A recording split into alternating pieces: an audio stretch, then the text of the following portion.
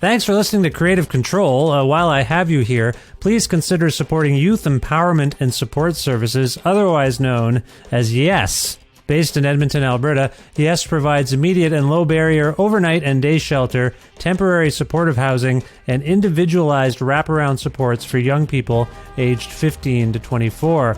They work collaboratively within a network of care focused on the prevention of youth homelessness by providing youth with the necessary supports to stabilize their housing, improve their well-being, build life skills, connect with community, and avoid re-entry into homelessness. Learn more about how to donate or otherwise support YES by visiting yess.org.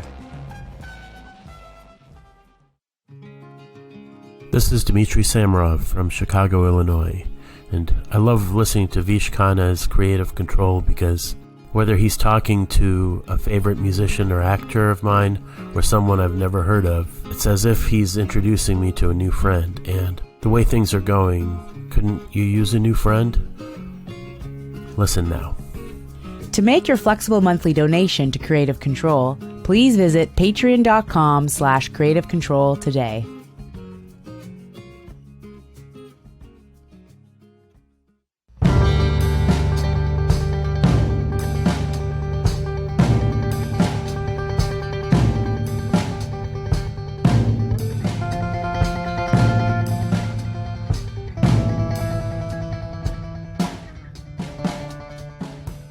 Xylouris, Jim White, and Guy Picciotto are each gifted musicians and friends who each originally hail from Crete, Melbourne, and Washington, D.C., respectively. Over the past 10 years, Picciotto has been engineering and producing music made by Xylouris and Jim, who perform truly remarkable live shows under the name Xylouris White and have released 5 stunning albums to date. Their latest record is called The Forest and Me, which is available in Australia and New Zealand via Remote Control Records and elsewhere via Drag City on April 14th, 2023. To celebrate this momentous occasion, George, Jim, Guy, and I connected for a talk about things like how they began to make this new music together at the end of 2019, and then, while far apart from each other, throughout the most isolating time of the COVID-19 pandemic, their collaborations with the filmmaker Rebecca E. Marshall, how Jim and George were each compelled to learn how to record their own instruments and work with Guy to create The Forest and Me, Xylouris White's curious way of capturing music and their fascinating relationship with time, a disruptive thunderstorm in Crete that may or may not have impacted this very conversation, how Jim and George and Guy view Guy's actual role in Xylouris White, a new way to pick a song, future plans, and much more. A part of the Entertainment One network with the support of listeners like you who follow and subscribe to this podcast and spread the word about it and make flexible monthly donations at patreon.com/creative control, which is the primary source of revenue for all the work that goes into this podcast. If you like the show and you want to support it financially, that would be nice. You can do so at patreon.com/creative control. Thank you. Plus in-kind support from Pizza Trocadero, The Bookshelf, and Planet Bean Coffee, respectively, in Guelph, Ontario, and Granddad's Donuts in Hamilton, Ontario. This is episode 768 of Creative Control, featuring the lovely and talented George, Jim, and Guy from Xylouris White, with your host, me, Vish Khanna.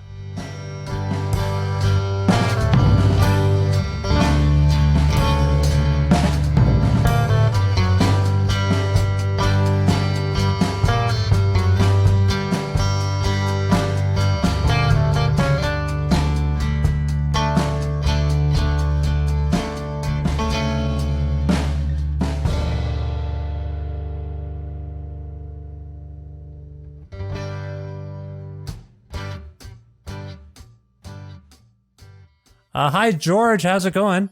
Good, Vish. How are you doing? I'm well. Thank you so much for asking. Where in the world are you today? I'm in Crete, in Archanes village outside of Heraklion. It is so lovely to have you join us from Crete. That is, sorry, here it's, what is it, like 1 p.m. What time is it in Crete? 9:10. Oh, okay, good. So you're not super late. Not super late. But I appreciate it. Okay, good. It's good. It's very nice to see you again, George. Thank you so much. Jim, where in the world are you? In New York. How are things going in New York for you today? Not bad. Okay, good. Nice to see you too. You're keeping well? You look good, see you, if I might say. It's nice to see you on the thing. You look great. Thank you. Yes, I just got back to New York a few days ago from playing some shows with Bill Callahan. Oh, lovely. Congratulations on that reality. Is reality? Am I saying that right? I know it's backwards. I think it's called Reality. That's a lovely record. If you can say it backwards, I'm impressed, but I have no word on the official line. I should figure that out. No, it's lovely. You're playing, as you know, Jim. I always love your playing. It spoke to me right away. I was like, this is clearly Jim. I didn't have all the notes. So anyway, that's great. That's good. And Guy, you're here somewhere. Where in the world are you? I am on the other side of the park from Jim in Brooklyn, in the bunker underneath my house. It does look bunker-like, if I may say. How are things? Yeah. I come out on occasion. I come out on occasion, but not often. Do you and Jim meet in the park frequently? That separates your places? We do. Yeah. Yes, we do. Pigeon feeding. What kinds of stuff do you guys do in the park?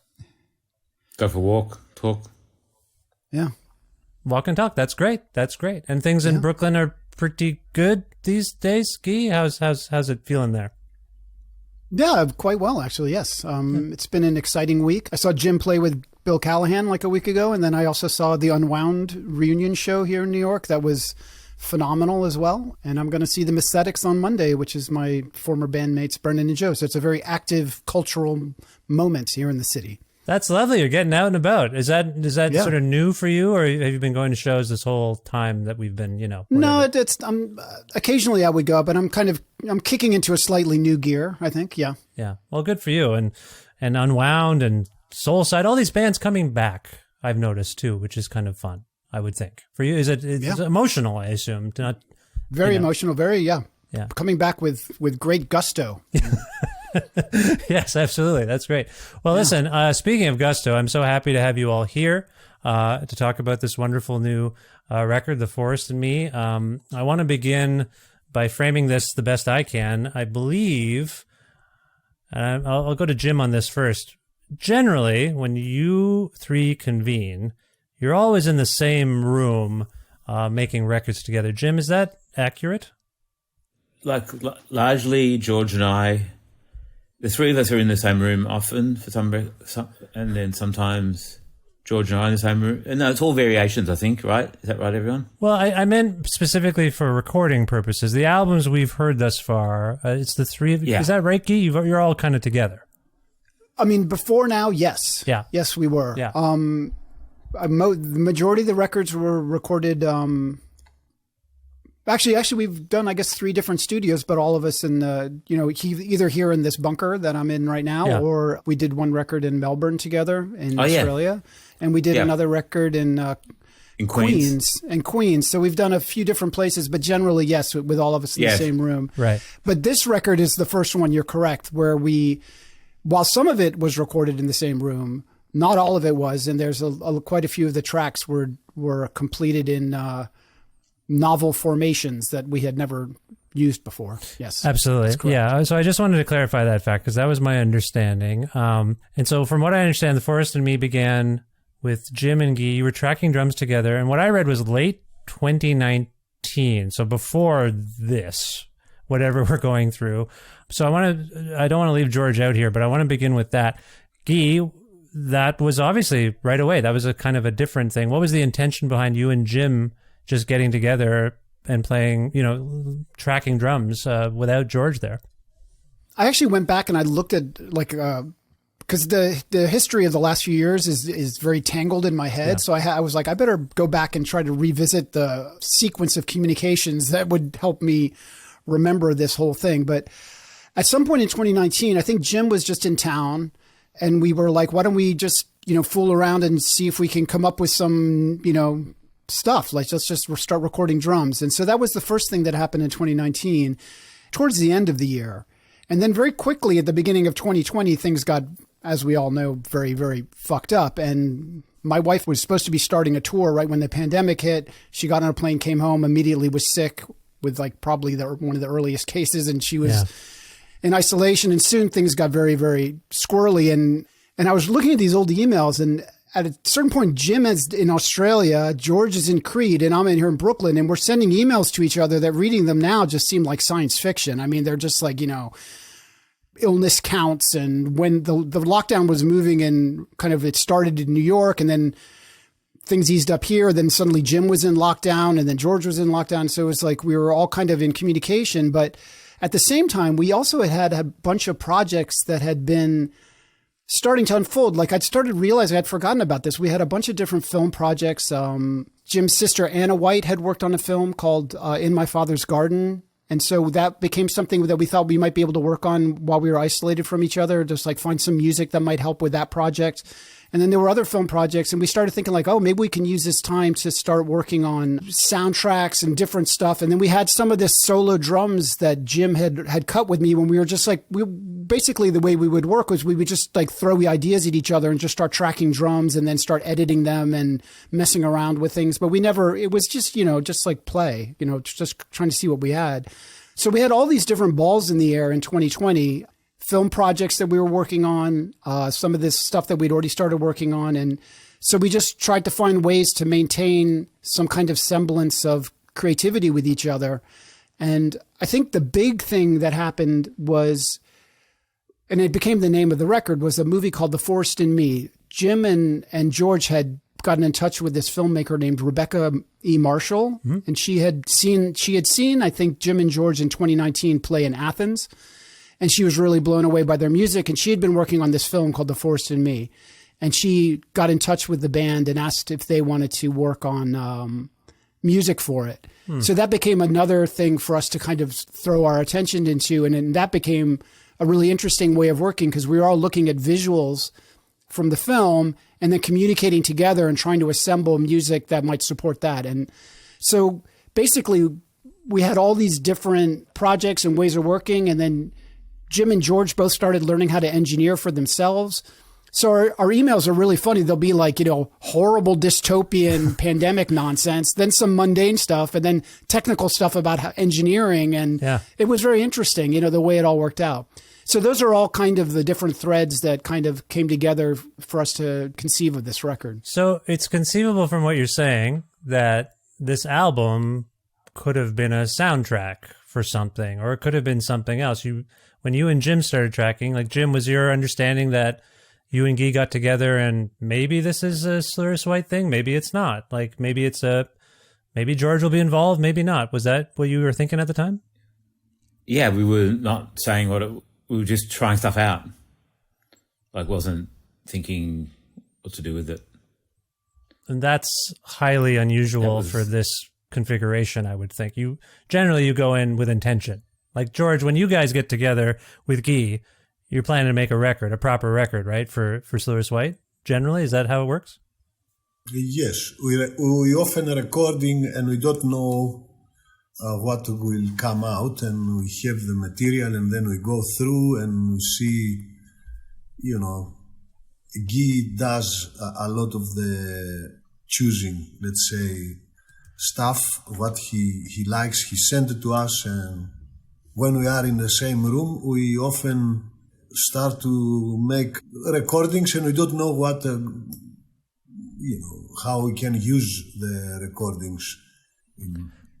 So but I don't think I know when I was in some bands, you go and you go, we're making a record from the 20th and 21st of November, and I guess we have done that, like when we book studios. But then sometimes we're in New York and we're both in New York and we go to Guy's and let's do some recording, I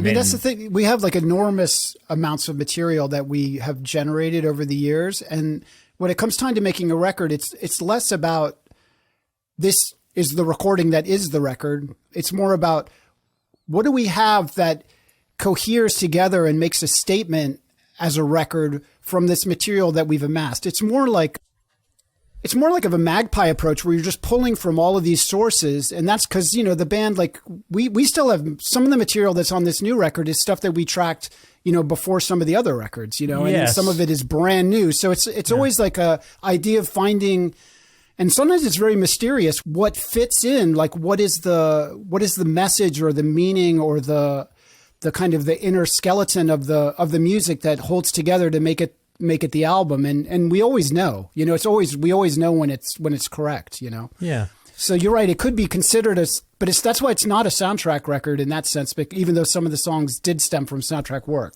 Well, and I've tangled with Jim on these topics before with other people. Jim's been on the show a bunch, and I get into like composition versus improvisation. From what George is saying, there's not necessarily a fixed intention. There's going to be some elements of in the moment playing. You two in particular, George and Jim, you tend, I don't know if you're still doing this, but you used to tour very hard. And I think things would probably, Jim, is it safe to say songs would develop as you were playing on the road as well? A little bit work on them, but like more like we go in this, like oftentimes we'll go in the studio with Guy and we'll be like, we'll just throw some stuff down. It'll be like, it won't be even what you think, like you might have some ideas in your head, but then a lot of the best stuff is just like do it then, Yeah. Or, I don't know, like we've talked about before, I don't know necessarily what George is thinking. I don't even know if he's played that before or not, or if I just start playing something. But I want to add something to what Guy was saying and what George was saying. Because sometimes I find like a playlist of an old record that we made, like that we didn't put out, But, every record we haven't done, and they're good records, but I feel like every record we've made, we've done a new set of recordings, and in that we found the kind of directive where to look and find the other stuff. Do you know what I mean? So that sort of becomes like the instructions for looking back through the catalogue of recordings. Yeah, right, Guy? Is that? Yes, that seems really correct. Yeah, because there's some songs. For example, we have on the new record we have a song called Red Wine, and we have another song called Missing Heart, which are have always been, since the very minute that those guys recorded them here at my house, have always been some of the most beautiful pieces of music that I've ever been involved with, and certainly with these guys. Like even as we were tracking them, literally even as they were occurring seemingly out of nowhere, I just was like, oh my God, what is happening? Just so excited by them. And yet they didn't make it on previous records for reasons of like the directive, like that Jim is talking about, didn't call for them in the right way. So it was, but this time they did, this time it was like it was like they were right. The right moment, the right time came for those songs to be folded into the mix, even though it's like the newer material that Jim is talking about from this record, the songs that were used for the Forced in Me film or for some of these other projects, and then some of the newer pieces of music that we had started to assemble. It kind of called back exactly in the way that Jim is talking about. Yeah. So and then we sent George a bunch of stuff. Guy and I recorded, and then George picked up on some of it, and some of it we tried hard, like what you got anything for this, and some the ones that worked. They're here, and then the other ones aren't, I want to follow up with George on that process in a moment. But just to clarify something that I think I understand correctly, you did some tracking, Jim, you did some tracking with Guy, but then you also obtained some recording equipment, is that right? And did some tracking yourself, recording right. Some drums in Australia? So the backstory of that is like, as that, George and I we were on tour in like Venice, when we first saw the masks appearing, and later on we found out that the code was coming. We were in all the places where it was coming. I think it was somewhere else in those early days. But then we ended up in Australia, and actually we did a few shows with Bill Callahan, and we did our own shows, and then everything was unraveling, and the last show got cancelled, and then my dad got sick basically. And the show got cancelled, and then all the other work sort of was disappearing. And then George and his daughter, like the airport in Athens was closing down, and they ran. They were like, "We're going to the airport now. We're running for it," So I decided to stay in Australia to help my father. So I did that for a few months in the countryside, and then I was like kind of stuck there. And then I went back to Melbourne, and they announced a really big lockdown. They announced a curfew and this and that, and. I was like, shit, I just went down I rang up my friend's studio, who had a studio, and said, can I rent some microphones off you? And he goes, yeah, come take them all. We're shutting down at midnight, I went down there and got the microphones, went to the shop and bought the interface.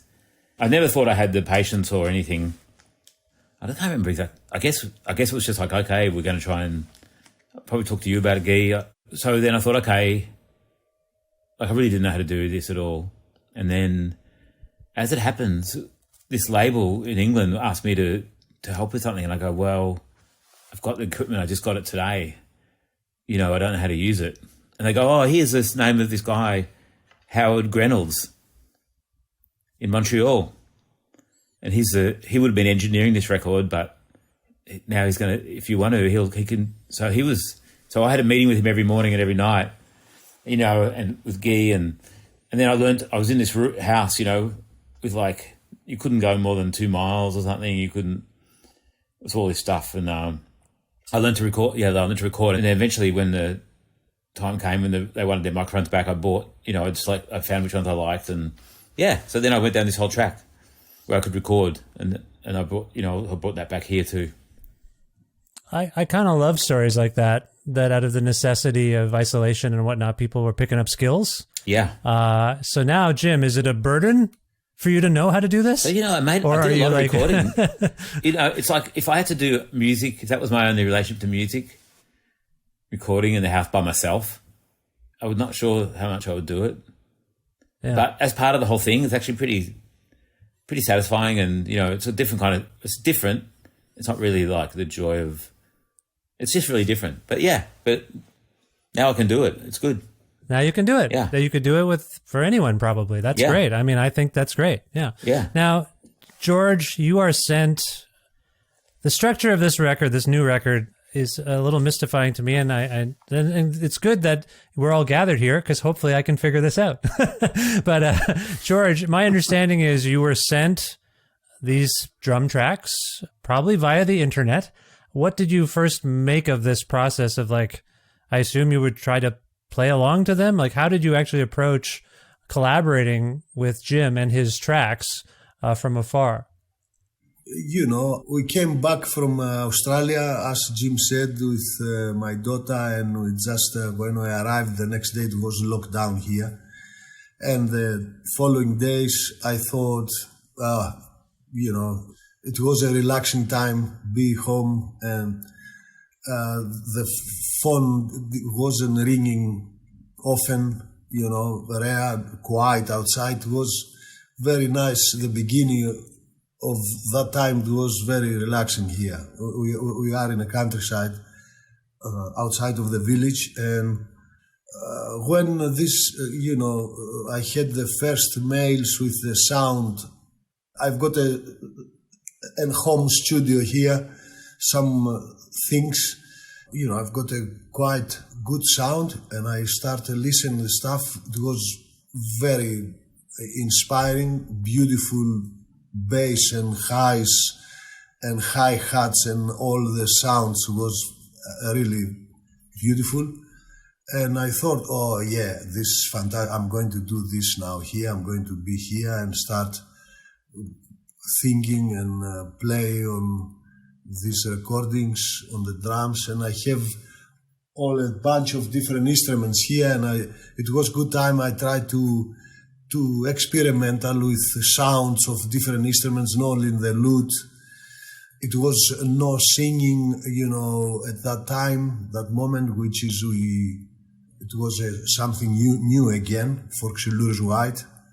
And I sent the first stuff I sent to Jim and to Guy to have a listen to see what I came on with. Guy said, "Oh, George, this sounds like we are in the same room." I remember that. And then I start thinking about that, and I find that a very, attractive, Yeah. To think we are in the same room, Jim in Australia and Guy in New York and me here. And the way we communicated was, very different way as we work usually. We have done this in the past, sometimes, very rare, but we did. And stuff start develop and sound. Guy was sending me rough mixes, and we were talking about the sounds and the instruments and the mood and the feelings of this and that. And then the forest in me came on, and we start work on that film too. So the whole thing inspired me.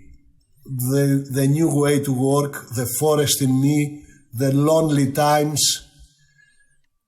Me here, Guy in New York, Jim so I started discover and see other things, beautiful sounds. I loved it. Yeah.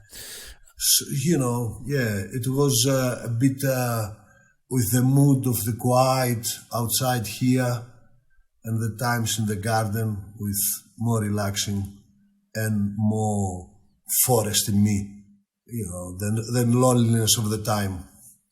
Didn't one time we watched the movie individually and played, not knowing what the other person had done. We both watched it and played once along, just from the start to the finish.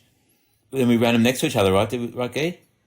Yeah, I mean, that's the thing, Vish. Yeah. It's like it didn't all start with Jim supplying a bed of drum tracks and then George overdubbed it. It was maybe some songs were like that, but other songs would start with George playing something and then we would react. And then other times other times it would be like one of the tracks I sent a loop of my kid playing violin on top of some drums, and then that became an idea for George to riff off of. And then another time the film was really interesting because we all three of us had something we could since we weren't in the room together, the film became the room and we could all watch the film, and then they were reacting to the film individually.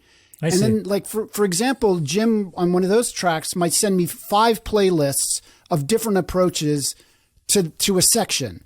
And then George would send me 5 liras, 3 lutes. I see. All totally different. And then I would sit there with the stuff, and then I would be like, you know what I hear? And then I could take parts of the drums and parts of the liras. I didn't know what George's intention, if they should all be up or only one of them or half of them, but I would just try to find a musical thing, a conversation between the drums and the film that made sense to me. And then I would send it to them, and then they would come back with notes. So it was this weird, it was really like we were existing in this space above the world that we were somehow all, together, like referencing, but tracking in isolation, but somehow still in conversation in a really intense way. And when I went back and read the emails, I kind of had forgotten that there was so much variety. Because, Jim might do a pass which was like frenetic, and then he might do one that was very ambient, and then he might do one with different kind of instrumentation. And George would have his different instrumentation that he was doing. And so for me, it was something really novel to be able to kind of like try to thread a needle or like weave it together in a way that was still musical and still honoring what they were trying to present in reaction to the film, or even if it wasn't a soundtrack project, if it was just a song that we were working on, something that was ultimately musical. And what was so cool was that, I was very, very used to like the sounds of them in this room. So it was really cool when Jim started engineering himself, hearing the way he hears his own drums. Mm. And we had a lot of like back and forth about the microphones and the setups that he was using. And what about his drums themselves are the things that are like, there's aspects of just the sound of the way Jim tunes his drums or the way he strikes his drums and stuff that are just really moving to me. And there's stuff about the way George plays the lira and the lute, instruments that are still new to me, even though we've been working together for a long time, but things that are just so evocative and so beautiful, different techniques that he has that, like he has this one bow which has some bells on it. So it would have this shimmering sound that sits above the track in this certain frequency of these high bells coming off the bow as it's being played across the lira. So cool, and then, so there's all these different things to kind of react to, and it was really quite interesting. It didn't have that kind of antiseptic feeling of like, here's a drum machine, put something on top of it. It was much more conversational than that. I really want to say that I appreciate that clarification and that distinction, Guy, because I'm kind of riffing off something I read and trying to piece this together. And George, I do want to ask you, because you invoked The Forest and Me, and you also invoked not singing, I do want to follow up with you in a moment about those two things, because I think it speaks to the emotional tenor of this record. The fact that you had this title to work off of, and then you chose not to sing in this time strikes me as interesting, and I want to get to that in a second. But Guy, just to follow up on everything you just said, compositionally, I'm still, despite your amazing elaboration, I'm still trying to piece together what this means. You were still sent a lot of things, and then was what we're hearing on the record, obviously you went back and forth, but was that your ear saying, okay, I think this goes here, and this is how this fits together as a composition, so to speak, on this record? Or am I misreading that or misunderstanding that? It depends on the track. Because again, like I said, there's some of the tracks are tracks that we recorded together in this room pre-pandemic. Oh, right, of course. Right. So those songs are just, material that, like Missing Heart, for example, as far as I know, they had never discussed it together. They just suddenly started playing this thing, and I scrambled to turn on my, equipment in order to capture what I could capture. And so that's different. But then other songs are the way that you just described them. It really is. That's the thing, is there's no real true formula for what this is. It's not some of the songs stemmed from the film work. Some of them stemmed from pre-pandemic. Some of them stemmed from initial ideas Jim had. Some stemmed from initial ideas George had. Some stemmed from me combining elements and creating a song and then presenting it to them and saying, does this, like the one that started with the drums and my kids' violin loops, ultimately the violin loops disappear because George, he absorbed the idea or the spirit behind what was happening, but then he took it to a different place, and more, he kind of expanded on it. And that's the song Latin White, which for us felt like kind of a breakthrough in terms of finding just new terrain and new sounds and stuff like that. Well, Nightclub also sticks out to me. I don't know if that's a song that you feel compelled to talk about, but Nightclub sticks out for me in your catalog thus far, and I wondered how that came about. Jim, do you have any insight about that particular song? Well, that's from another film that we were working on, right, Guy? Yeah. And also, but yes. Isn't it also the bones of it is actually from another different film before that we were playing live too, right? Yeah.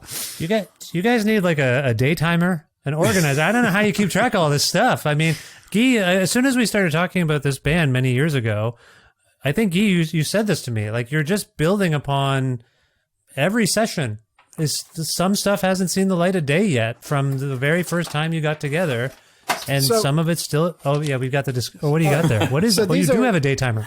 So this is probably 1/3 of the amounts of notes I have on Xylouris White. Like each one of these books that I'm showing you, this one here says, Xylouris White, Box Hill 2018. And it's just pages and pages of notes describing the different tracks. And when I say hundreds of tracks, I mean literally hundreds and hundreds of songs and folders. Yes.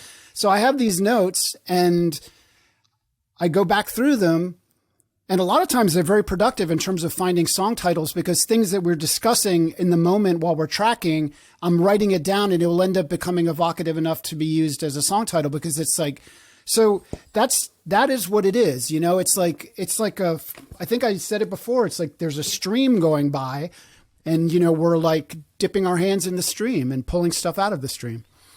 So you're because of your notebooks and that strange bunker you exist in, Guy, you are kind of the memory bank for this project. Like you've got it all. I mean, Jim, you must encounter things that Guy has sort of excavated and been like, oh yeah, that thing, I forgot. Oh, do you get that? Are you kidding me? Yeah. I would only know 1% of what we did if it was left to me. Because one time we were in Iceland and we're like, we just went to the studio one day and we made like 5 takes of like 20 pieces of music or whatever.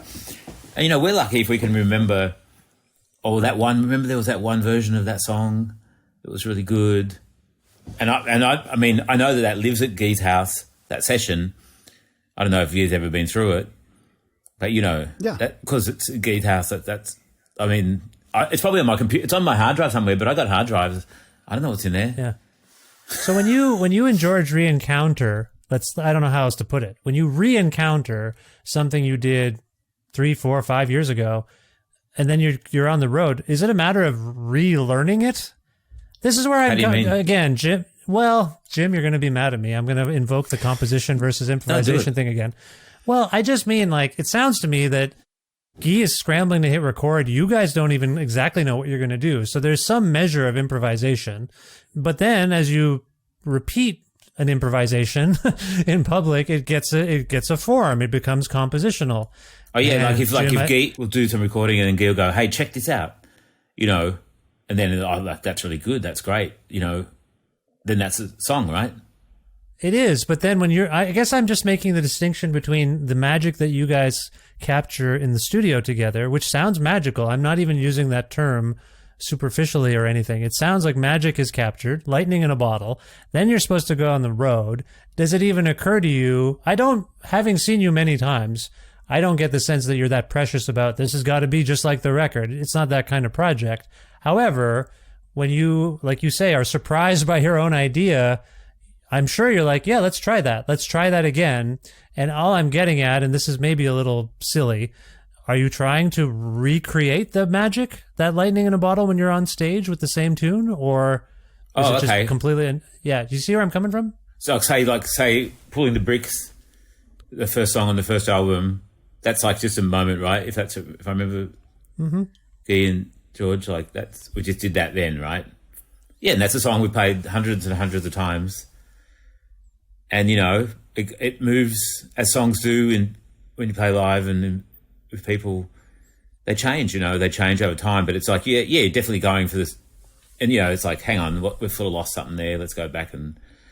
Yeah. It's more about the feeling. You want to have the feeling, and like maybe you lost it. Maybe you thought the feeling was something else. And then at some point you're like, oh, no, like maybe let's move it back this way a little bit, I mean, I'm someone who appreciates artists who don't treat... I appreciate artists who feel like... the recording is just what happened that day or that week, but the song as you go live can evolve. I feel like that. Yeah. Is that maybe the spirit of where you're coming from in this project? I mean, for me, it always comes back to the idea that, you get good at maximizing the moments of, I think this is something we talked about one time, like you want the spirit of if you record for a day and you find this piece that's like got the spirit that's really good, and then Guy says, hey, what about this? That means then, Guy's named it, right? And he's shown it to us.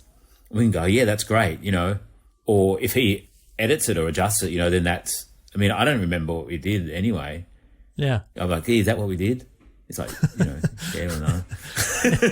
And but then at the show, every song's got to be good, right?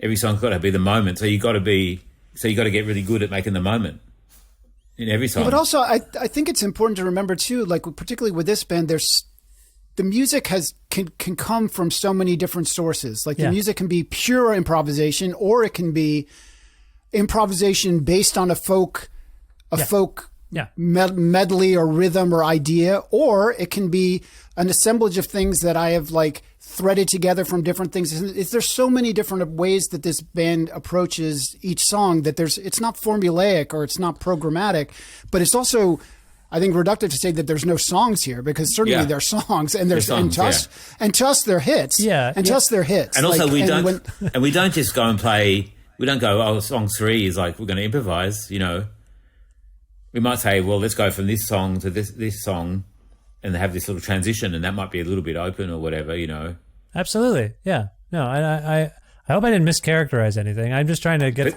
It's a riddle. This band is a riddle to me. This record is this record's so much more. It's quite different, Yeah. Like even like thinking about the nightclub one, right? Because isn't that a song we were doing? We were playing for Gem.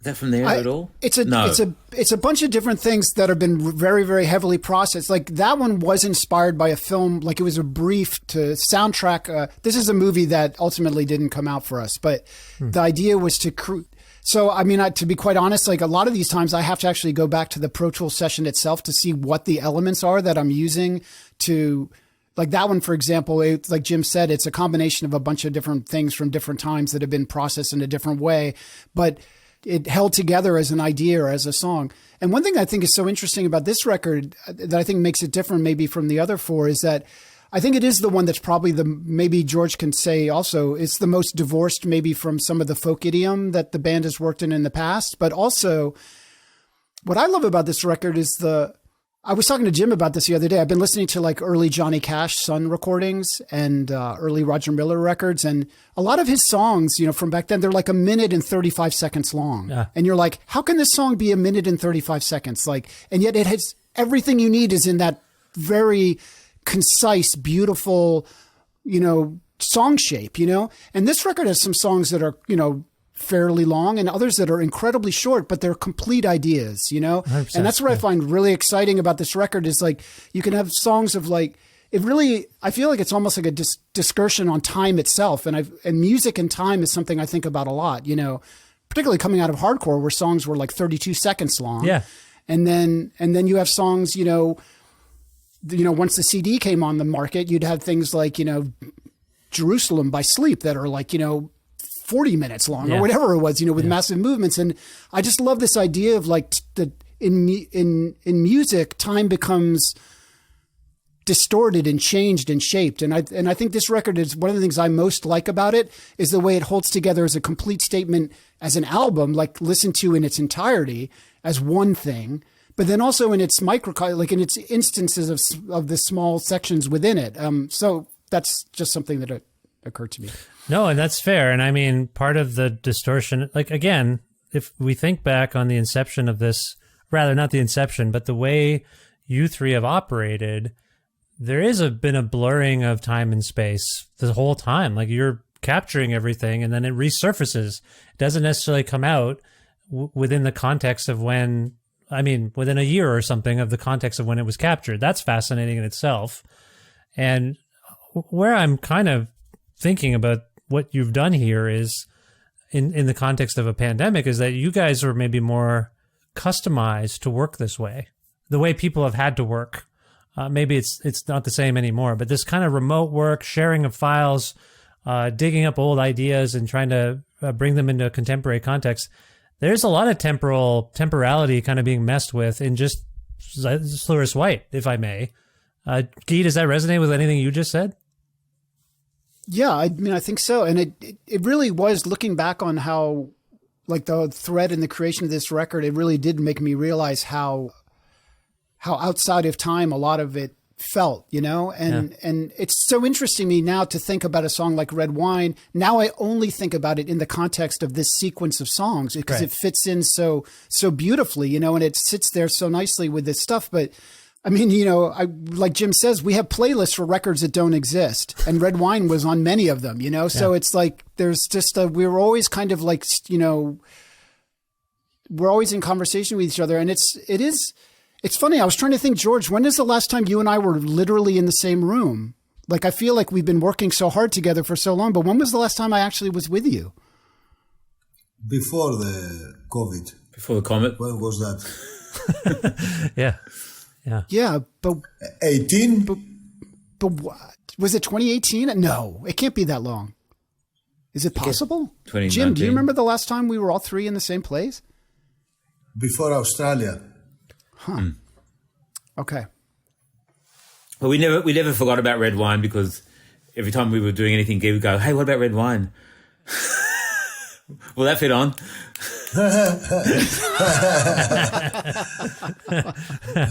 Right. So yeah, I want to ask about Guy's actual role in this. I know we've established it, but I find this dynamic fascinating. I promised George I would ask him a couple of questions, and I want to stick to my word. First of all, George, when you hear this phrase, "the forest in me," I want to begin there. What does it mean to you? Because in the material I was sent, you have a very interesting quote about making this record. Actually, shall I begin by reading this to people, George? Do you know what I'm referring to? Yeah. Shall I start? Okay. The quote I have here is, "Every harmonic is a fallen tree trunk that I climb over. I'm stepping in muddy waters in the woods or coming to a clearing. That is part of the journey I take, whether I'm playing music with an audience or recording alone. It's a journey around the forest of my inner self. That's how I see it.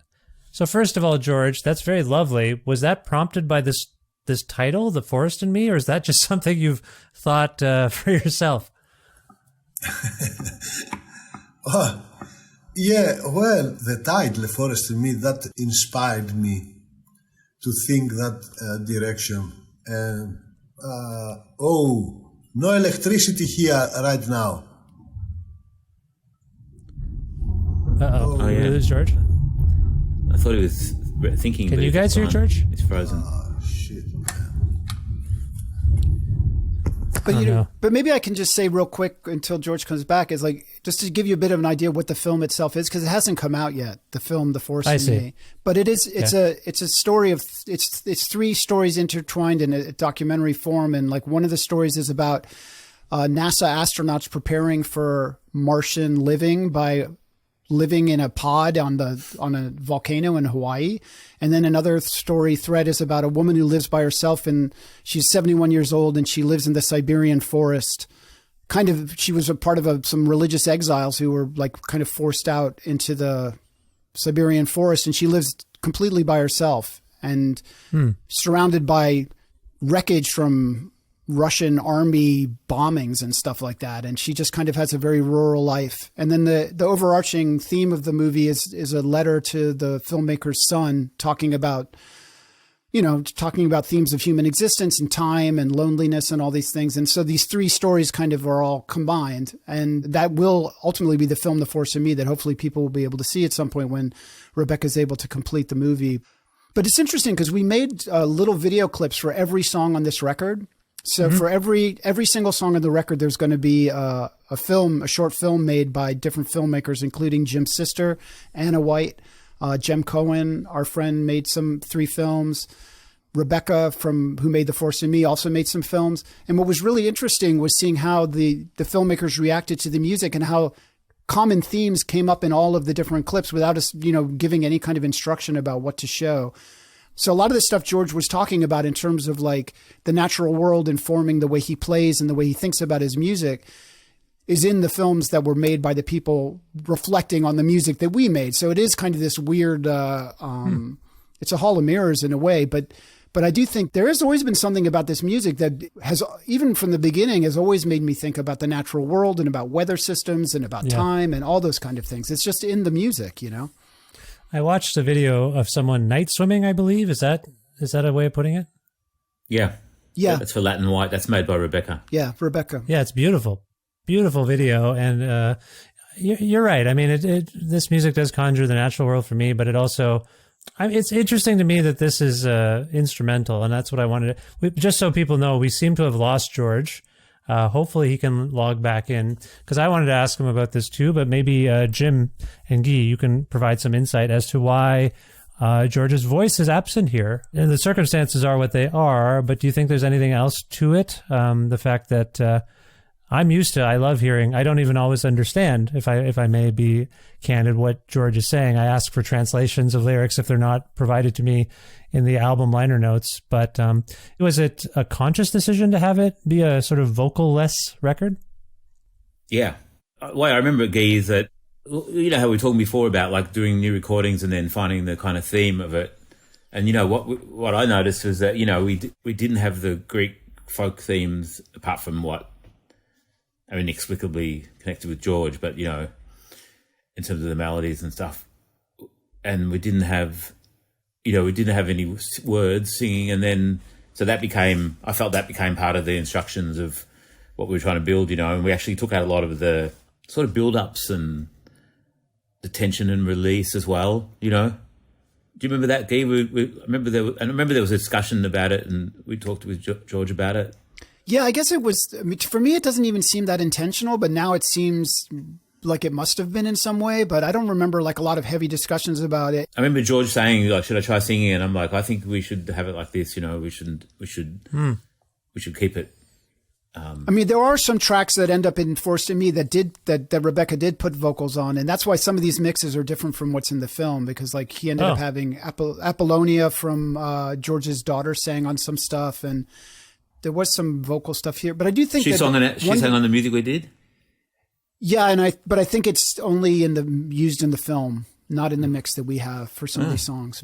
But but I do think there was like, I felt like we kind of to me what felt most deliberate was cutting the cord with the traditional music and the kind of just having it be more reactive in terms of, like, obviously George has his vocabulary that's in his style of playing and out of his history, and that's where he comes from. Same with Jim. You know, Jim has his history and his style and his vocabulary from where he comes from. And perhaps I have a vocabulary that I'm unaware of, but maybe it exists.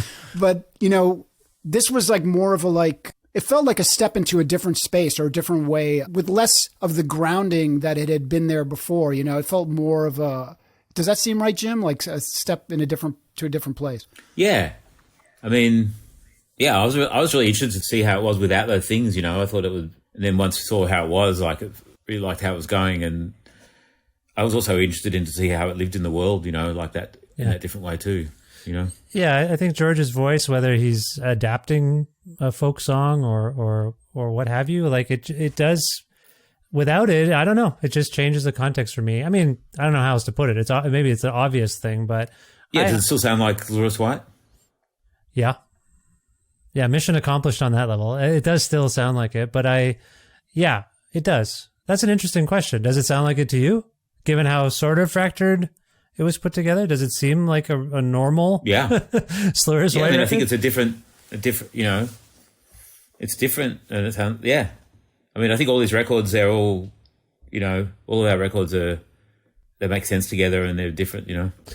But so much to me depends on the sequence. Like, really, I mean, I think that in some ways I still operate very, very much in an analog album kind of way of thinking of sequences and sides. And I remember making a sequence of this to give to Jim to play on a road trip he was driving to Detroit, I think, right? So I said, like, this is what I hear as being the way that these songs communicate with each other, and the spacings and the way the songs work in conjunction with each other and the flow.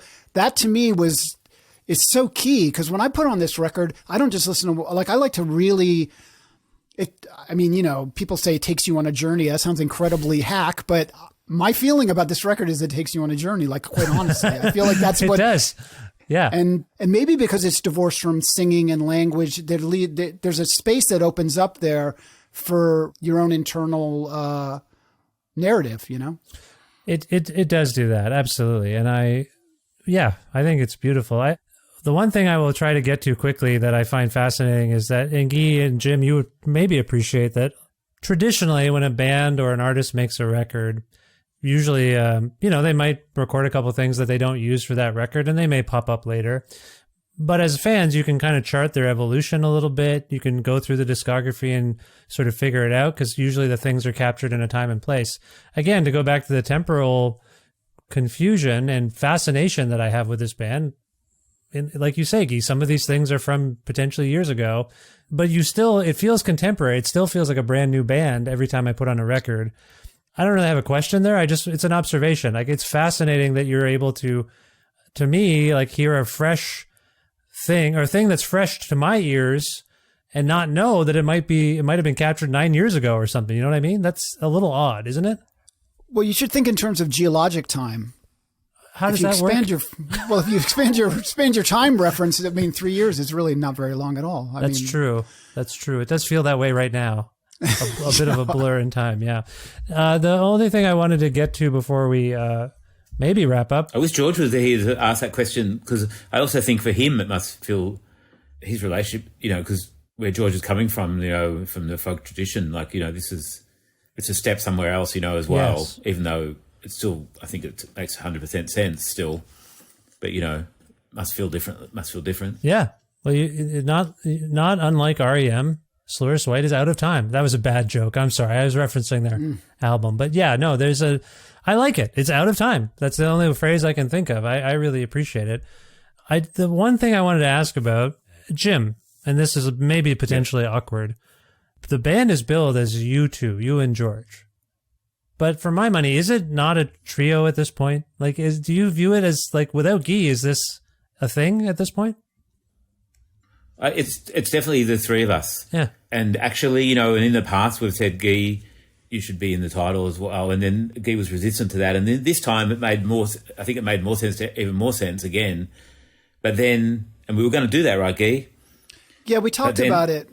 But then we realised that if we're going to play a show, oh right, people are going to expect to see Guy on the stage, and you know that would have been. I don't think Guy was ready to get in the van. There's never been an instrumental entry point for you here, Guy. Is that correct? You've never. Well, we've done live film work together where I have played guitar with Jim and George in different configurations. I mean, we've done projects with Jem Cohen where we've had bands with Jessica Moss on violin and me on guitar and George on lute and Jim on drums. So we have actually made music together with me playing guitar on stage before, for sure. Yeah, quite a bit. But Xylouris White, you know, as a live entity is the duo, you know, that is the band. And that is like, you know, there's quite, you know, for anyone who hasn't seen it, if you have the opportunity, you absolutely have to see it because it's an incredible thing to see in real time, their musicianship. And no, I don't feel like that I could step into that. It's for various reasons, but I do think that there's like two aspects to the band. There's the performing unit that is Xylouris White. There's the band Xylouris White that has had some continuity together from dating way back in Jim's history. I mean, Jim and George go back as friends and people who've collaborated together, you know, even from before, you know, the first Xylouris White record was made. Yeah. So there's a long relationship there, but there is also something that is, you know, with these records that we've made together, which, you know, I feel very strange about being a record producer, but when I have worked with bands on records, my feeling about it is I'll go to the mat for the project. I really get invested in a very intense way, and I don't work on things that I don't have that kind of investment in, you know? And with this band, it's like I feel hugely invested in what it is, and I think it's really stretched me in a way. Like I didn't have a grounding in a lot of the music that George comes from. So for me, it was a learning curve. And a lot of it is still mysterious to me. Sometimes I'm not even sure if the song stems from a scale modality that is classical or if it's completely improvised. I don't have enough knowledge of that stuff. But I do think that it just brings another thing to the table, another perspective to the table. And I think with this band, I think I do have an ear for being able to help the process along, you know? I mean, I've heard this about you before, Guy, that from others who've worked with you, notably the Casual Dots. You're very supportive and you're very helpful, and you're a driving force in that regard. But I don't know, there's something about this, and I feel like you've both spoken to it. But for what it's worth, like particularly with this record, it does feel like this is a real trio collaboration. It is. It really is. Yeah. Yeah. So for my money, you're a trio. Yeah. I hereby decree. No, I think we announced it like that in the publicity. Like, it's true, actually. Presenting this record. Yeah, it did say Xylouris White and Guy Picciotto present. Yeah, you're absolutely correct. Yeah. I got that from Drag City.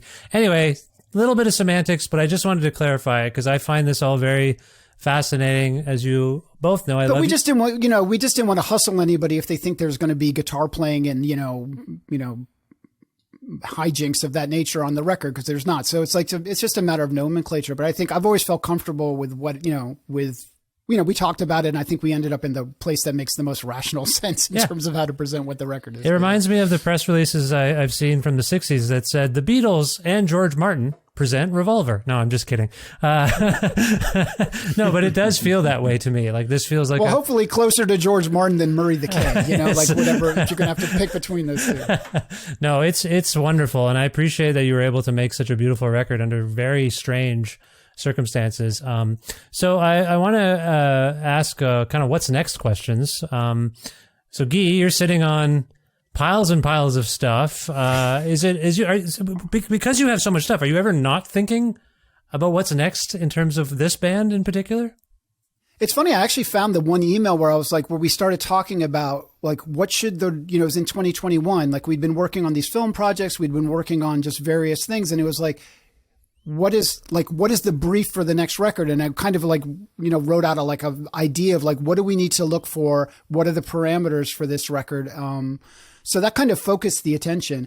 I mean, I've been through these archives a lot. It's like there's a lot of stuff in there, but at this point, I feel like we need to build a new archive, and I'm really hoping that at some point I can be in the room with George and Jim at the same time. I mean, there really is that is a special experience, you know, and I think it would be wonderful to see to be able to do that again. So hopefully that will.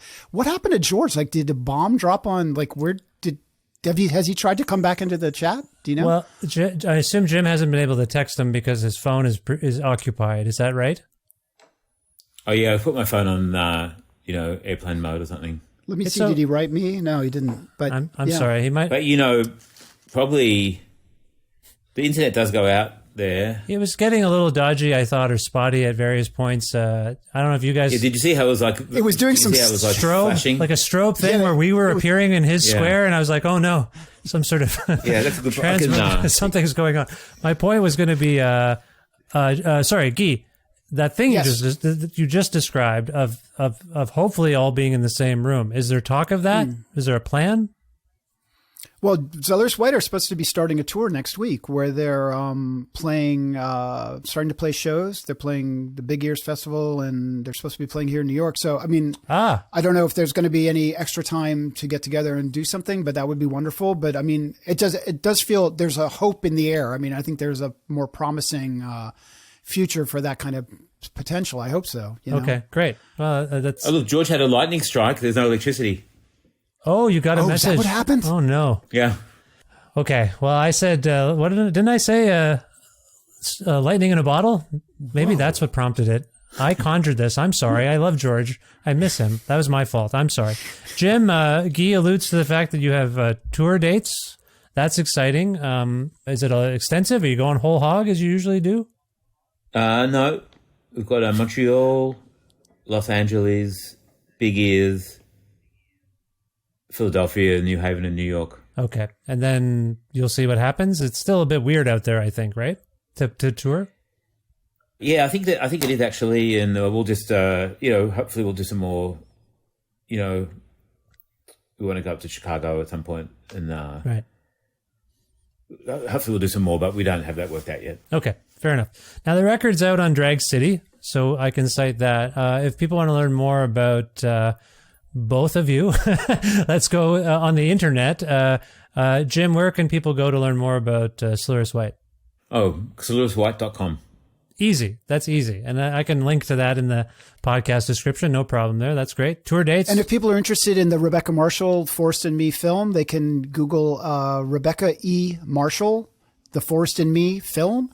And that will take you to her website where she talks about the film. And we're hoping that within a year or so, it should be out. And we're also, when the complete video clips for this Forced in Me album are done, there's going to be a compilation of those films as well. So there'll be lots of kind of visual stuff. And the record itself is coming out in April, I believe, right? April. That's correct. It's out on, you guys are brandishing vinyl copies of them and showing them off in my face. That's great. I want to get one of those. All of you have them. Yeah. It's on Drag City for the most of the world, but if you have listeners in Australia and New Zealand, it's on Remote Control Records. Oh, okay, cool. This is their version. We do have some listeners out there, so hello. And now you know, Remote Control Records. That's great. All right, well, that's excellent. Now, if we can go out... Oh, sorry, Guy. Yes. Are you on the internet? Are you online? Do you do things online? I keep up with my sports team, and I exchange emails with you, Vish, occasionally. That's right. Emails and texts sometimes about sports. Yes. You don't have a presence of some kind, or are you hiring? I have no presence on the internet. I try to keep my presence as minimal as possible in a minute because I find I don't have enough time to tend to it. In a way. No, that's fair. But do you sorry, I'm just going to have, this is plug time. Are you actively looking for people to seek you out as a producer or recording engineer or anything like that? Or does it just happen when it happens? I'm not actively looking for that because there's groups of people that I work with now that kind of, I have a limited bandwidth of availability in terms of trying to balance my parenting and musician stuff. But occasionally, I mean, I'm always up for checking out new music and stuff like that. But I don't have I don't have a shingle out for that. And since it's in my house, I can't actually be that loud here. So I can't do a lot of super loud recording. So that kind of limits what I can do. So Fair enough. I just wanted to give you the opportunity to shoot me down or plug something, and I appreciate that. Yeah, I don't think I shot you down, but No, you didn't. No, you didn't. No, you didn't. But I feel like I wish I was less online myself, and that's all I was getting at. I wish I could do less, and I thought we were all heading that way with Twitter's implosion, and then I was like, good. I feel obligated to do it. Anyway, this is not about me. I just want to wrap this up. I'll figure out my own psychological issues. Yes, Jim, you were going to say something? Yes, I made a mailing list for shows to try to actually get off the people that don't want to be on the social media. Yeah. And my friend built me something, and it's jimwhitedrums.com. It's a website, and then on it, it's supposed to be I haven't sent one out yet, but I will. That's with the dates. I have one of those too. I have a newsletter, and I can't keep up with it. I don't know what's wrong with us. We're all so busy. I guess it's like kind of like, because how do you find about shows, but without going on social media, right? Yeah, you're on the Instagram as Jim White Drums, right, Jim? Yeah. Okay, so people can go there. I'll link to all these things. Okay, gentlemen, before we go, I want to go out on a song from The Forest and Me. Guy, I think you've heard this happen on the show before. Because I have two people, there could be a debate. I'm going to go to one of you to pick. The other one has veto power. Hey, can I suggest something different, Vish? Oh, yes. I thought about this today, but I thought George was going to be here too. So I thought with the four of us, we could do this thing where each of us picks a number between 1 and 5, and then we add the numbers together. And if the number's even, that person who is the even person decides. If it's odd, that other person decides. And if it's a prime, the third person decides. You thought about this today, like furthering and complicating the bureaucracy? I know you have this thing that you do, and I was like, I don't like the whole veto thing. I find it uncomfortable, and I thought it would be cool to do something involving numbers and randomness. So, well, the veto thing is as you have maybe heard also, generally there's consensus. There's very little debate. People are like, you know what, that's a good idea. That's all. It's a bit of a joke. So yeah. Okay, well, how do you propose? Do you really want to do this? We can do it. You pick then. You tell us how to do it. I'll count to 3, and then we each hold up a finger. 1, 2, 3, 4, 5. Then we'll add the numbers together. If the number's even, Jim will pick the song. If the number is odd, I will pick the song. If the number is a prime, you, Vish, will pick the song. Okay, sounds good. All right, everybody, you're going to count? You're going to count this down? Yep. Okay. 1, 2, 3. All right, so we have 7, 9. So 9 is odd. And is 9 a prime? No, it's not. So that means I get to decide. Fair enough. This is revolutionizing this part of my show, but fine. Go for it.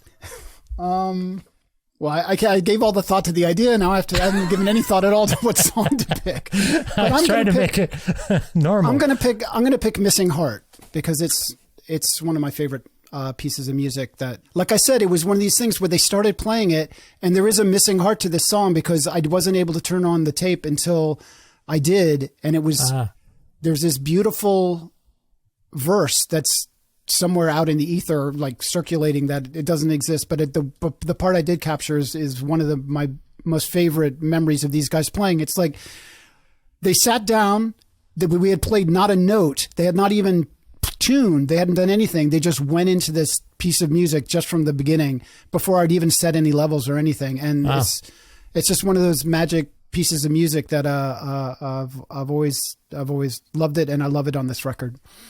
Well, that's very well put. I appreciate that. I didn't realize that. By verse, by the way, you mean instrumentally, not there wasn't singing or something. There weren't lyrics. No. It was an instrumental, but it was like a passage of music maybe for like a minute, and then by the time I was able to get the levels up and hit the button. But amazingly, it comes in on a very musical entry point. So, yeah. Okay, Jim, did you not veto, not anything else? Did you want to say anything about that particular tune before we hear? I had an even number. Well, that's true. So I'm you're just out? You get eliminated from even talking about it? Okay, that's fine. This is Missing Heart by Xylouris White from their beautiful new album, The Forest and Me. Jim, Guy, George, who's not here, thank you so much for being on the show again. I hope you enjoyed this. I really appreciate it, and I hope we speak again, and best luck in the future. Thank you, Vish. Thank you, Vish.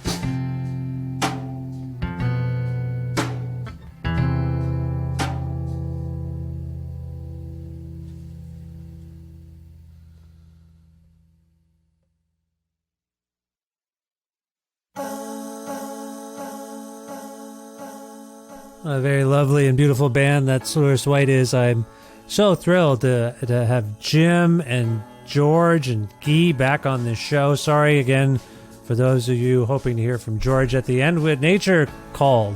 Wait, that made it sound like I had to go to the bathroom. The thunder and the lightning called, and we lost.